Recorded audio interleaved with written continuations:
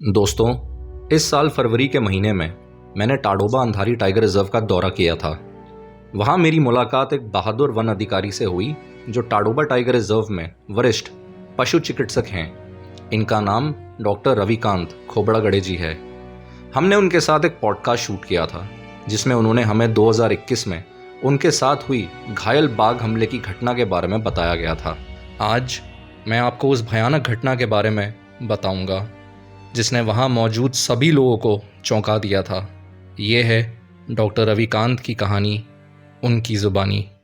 2013 से मैं टाडोबा Andhari tiger reserve Chandrapur में वन विभाग में पशु चिकित्सा अधिकारी यानी एक वेटनरी ऑफिसर के रूप में काम कर रहा हूँ।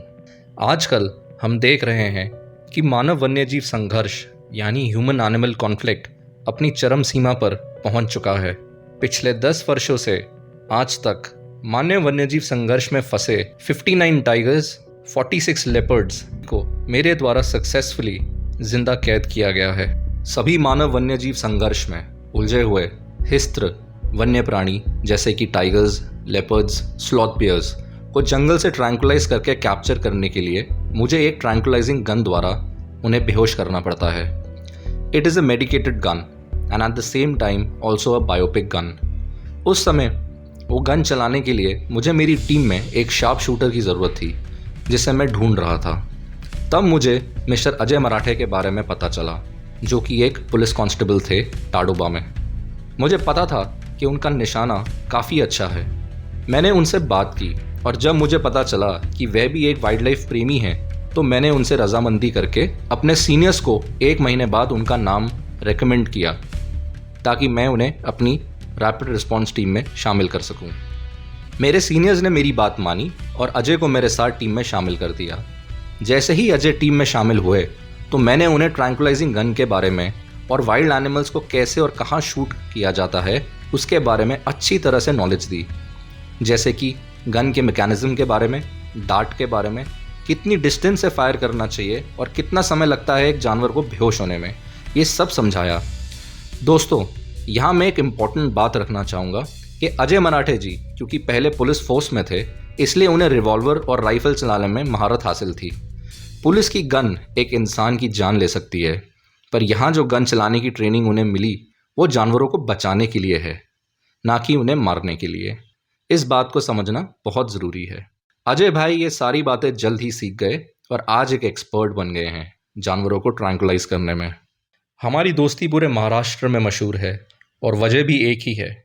2 जून 2021 को शाम को श्री गुरु प्रसाद सर, उप निर्देशक बफर टाडोबा अंधारी ने मुझे फ़ोन के माध्यम से सूचित किया और चर्चा की कि टाडोबा के बफर क्षेत्र में एक बाघिन 2 दिन से नाले में है और उसकी मूवमेंट बहुत कम है।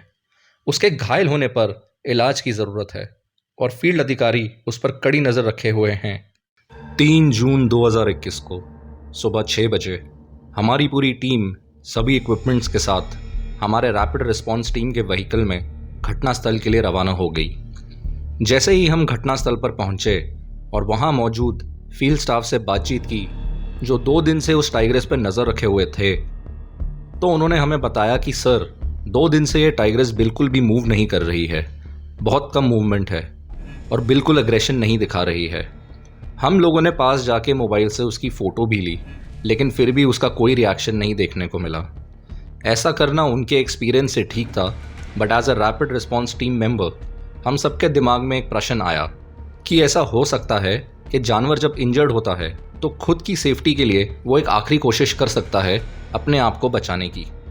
तो हमारे लिए ये काफ़ी इम्पोर्टेंट था कि अगर हम पैदल उसके पास जाते हैं तो इसमें रिस्क तो रहेगा, लेकिन स्टाफ ने बताया कि गाड़ी उस तक जा नहीं सकती थी क्योंकि रास्ता पत्थरों से भरा हुआ था। फिर डिसाइड हुआ कि नाले पर दोनों तरफ से नज़र रखी जाएगी ताकि हम दूर से नाला क्रॉस कर सकें और टाइग्रेस को एग्जामिन कर सकें। नाले के दोनों तरफ लोग जो खड़े थे, ना जाने उनके साथ क्या हरकत हुई जिससे टाइगर ने एकदम से रोर किया। उस समय वो सभी वहाँ से पीछे हट चुके थे और हम टाइग्रेस से 80 मीटर पीछे खड़े हुए थे। अब सिर्फ टाइग्रेस और मेरी टीम उस नाले में थी। पलक झपकते ही टाइग्रेस हम तक आ पहुंची। इस दौरान मेरा पाँव एक पत्थर को लग गया और मैं नीचे गिर गया। तभी टाइग्रेस ने मेरा लेफ्ट पाँव पकड़ लिया और मैं उसे अपने दूसरे पाँव से रेजिस्ट कर रहा था और मेरी टीम भी उसे भगाने के चक्कर में मेरा साथ दे रही थी।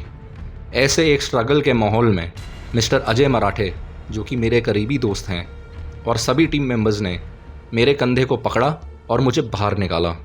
ऐसा करते समय मेरा जूता टाइग्रेस के मुंह में रह गया और वो उसे पकड़ के शांत बैठ गई। इसके बाद मुझे बेस कैंप ले जाया गया जहां हमारा व्हीकल था। व्हीकल में फर्स्ट एड किट थी जिसके अंदर बेसिक ड्रेसिंग मटेरियल का सामान था। मेरी एक उंगली बुरी तरह क्रश हो गई थी और मेरे राइट पाँव का अंगूठा फ्रैक्चर हो गया था।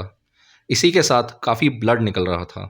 मैंने सभी वुंड्स को टॉर्निकेट किया और उस पर पट्टी बांधी और फिर मुझे चंद्रपुर के हॉस्पिटल में ले जाया गया। इस मौके पर मुझे बचपन की कहानी याद आ गई, सच्चा दोस्त। ये साबित हो गया कि सच्चा दोस्त वही है जो सुख दुख में साथ दे। मेरे दोस्त अजय मराठे के साथ साथ श्री अतुल मुहरले, श्री पवन कुलमिठे, श्री अनिल चौधरी, श्री भोजराज ढांडेकर, श्री अमोल कोरपे, इन सभी लोगों ने मेरी जान बचाई। मैं इन सब का तहे दिल से शुक्रिया करना चाहूँगा और इनका आभारी हूँ कि अगर ये उस दिन नहीं होते तो शायद मैं आज आप लोगों के बीच मौजूद नहीं होता।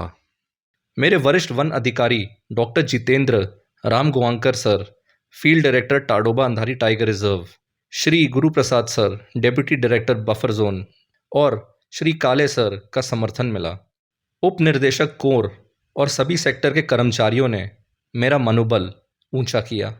सबसे महत्वपूर्ण बात यह है कि आज मैं जिस मुकाम पर पहुंचा हूं, वहां पहुंचने के लिए मेरे स्वर्गीय पिताजी श्री श्यामराव खोबड़ागड़े जी, जिन्होंने मुझे हर वक्त आशीर्वाद दिया, उनके साथ मैं मेरी माँ श्रीमती कुसुम खोबड़ागड़े जी, जिनकी प्रेरणा सदा मेरे साथ रही है, और साथ में मेरी सहजीवनी मेरी पत्नी डॉक्टर किरण खोबड़ागड़े, और मेरे 2 बच्चे कुमारी रुजुल और कुमारी मौलिका।